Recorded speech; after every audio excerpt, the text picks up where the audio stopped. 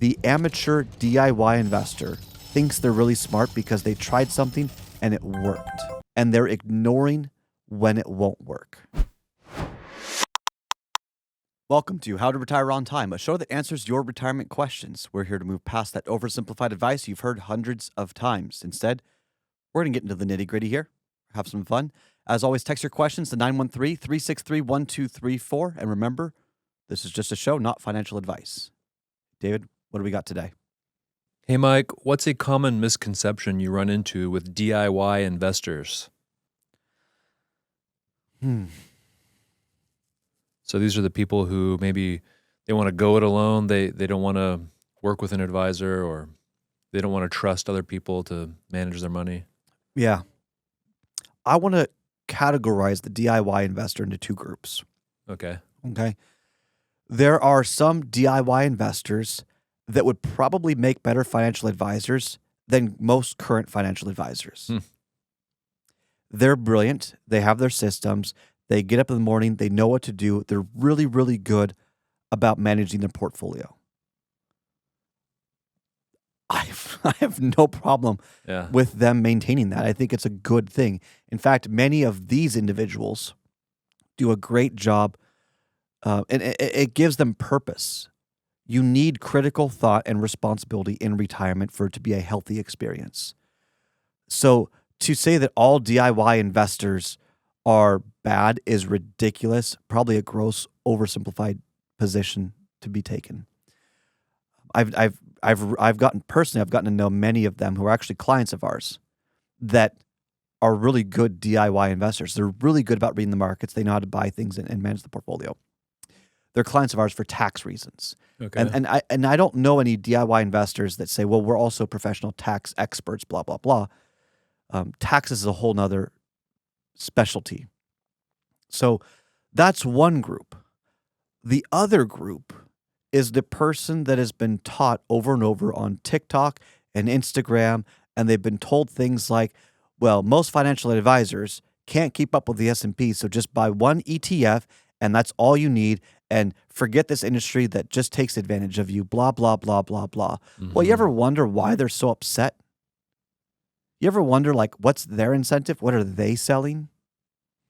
Kind of awkward when you think about it, especially there's one I'm thinking of in particular who...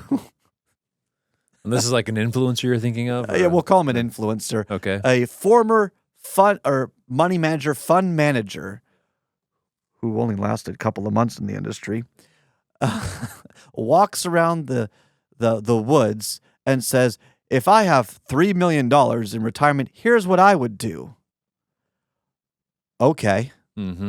Most people don't have $3 million. And then he has like some arbitrary, just puts everything in the S&P 500 and dollar cost averages out, completely ignoring how the S&P isn't that good of a dividend play, completely ignoring that if he's selling some of his assets, there's sequence of returns risk, and all these other things that were completely omitted from his short, reel, TikTok, whatever the short video would be. Yeah. And he says it in such a pompous way. And if you really understand finance, there's a reason why professionals don't go all in on just one ETF. And it's not to make us look, sound, or think that we're smart or whatever. That was a very unarticulate way. So I guess I proved my point. But there's a reason why some will put bond funds in a portfolio. There's a reason why people like us have a bear market protocol with bear market reserves, so some assets that are protected. There's a reason why we diversify a little bit.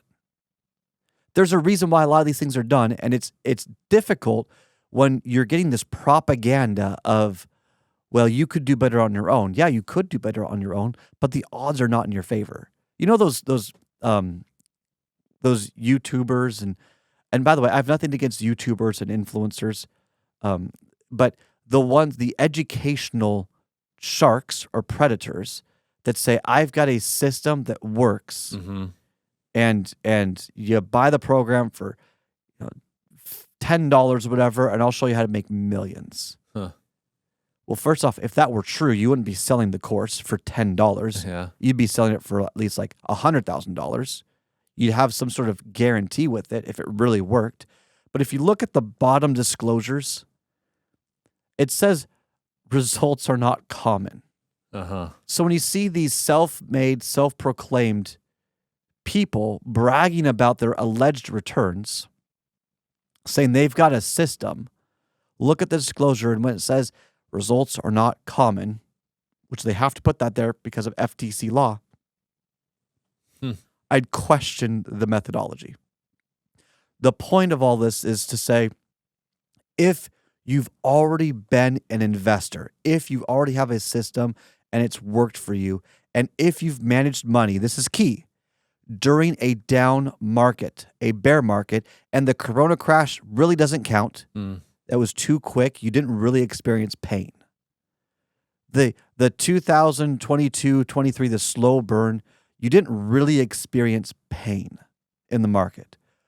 The last time I remember the market truly being a bear market, truly being an ugly market, was either 2001 and 02 or 2008.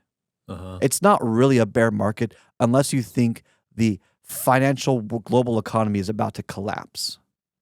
Then it's a real market crash. If maybe you think I can't retire now, I got to keep working, or I got to get a part-time job or something. Oh yeah, that's a very sobering bit when we run a simulation. Saying, all right, here's now the 2001 and 02 and the 2008 simulation. Let's say you did do everything based on the S&P 500's return, and they show their 4 million go to 2 million. How comfortable are you now?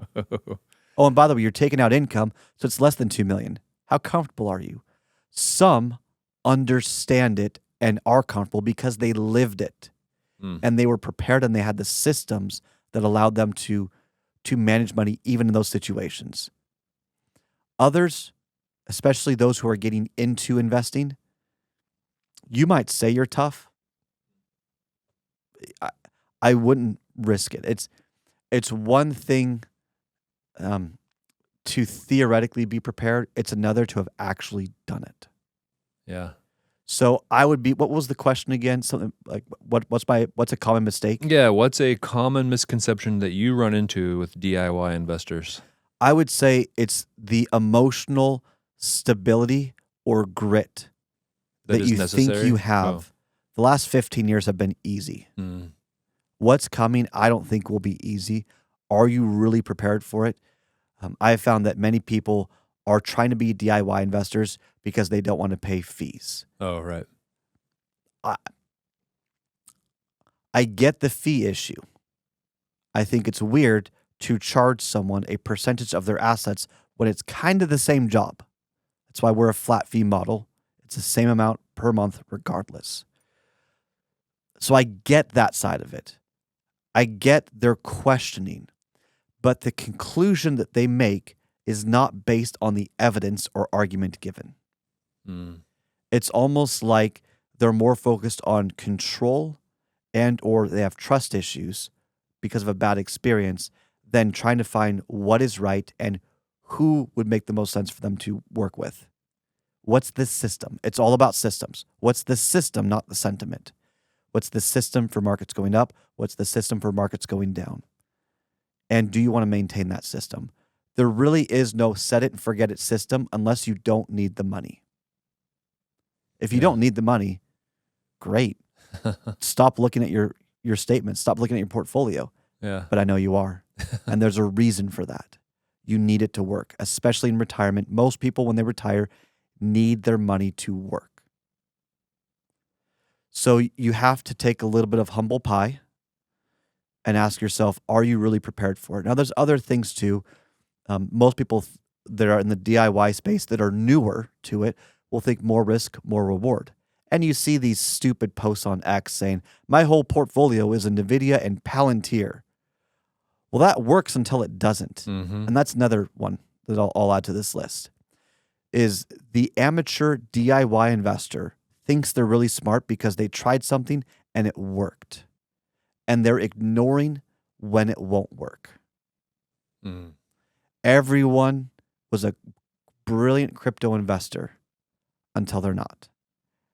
Anyone that invested in NVIDIA and Palantir and even like Western Digital and these other, anything that supports AI, a brilliant investor until You're not.